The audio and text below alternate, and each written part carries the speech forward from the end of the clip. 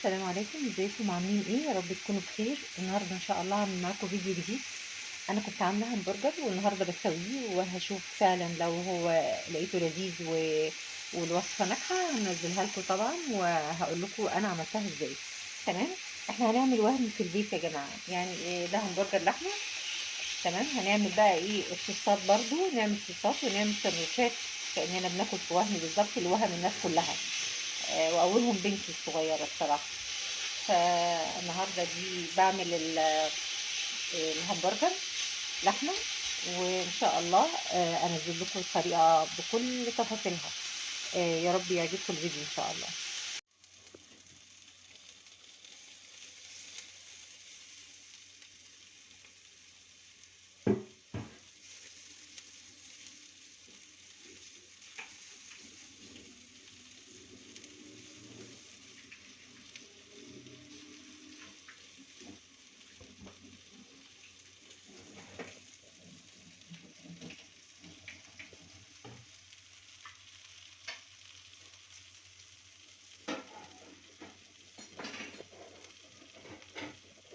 هحمص بقى السندوتش بتاعي. القاعده بتاعت السندوتش اللي هي دي كده، كده اهو،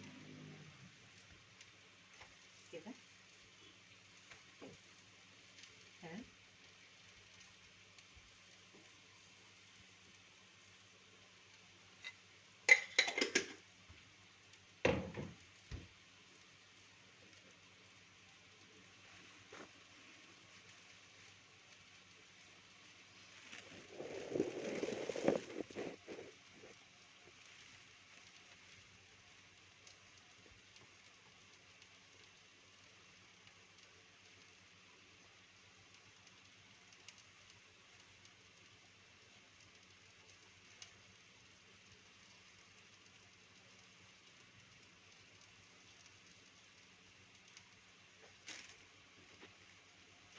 one two three.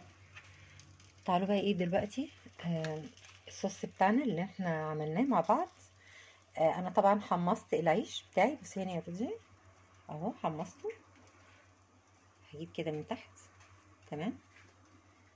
وهجيب بقى برجر اهو، وهجيب بصل هحطه كده، وايدي الطماطم، وكمان كابوتش. تمام اهو. وهنغطي الساندوتش بتاعنا كده. وهمي ده ولا مش وهمي؟ وهمي. خلص بقيه السندوتشات واوريهم لكم.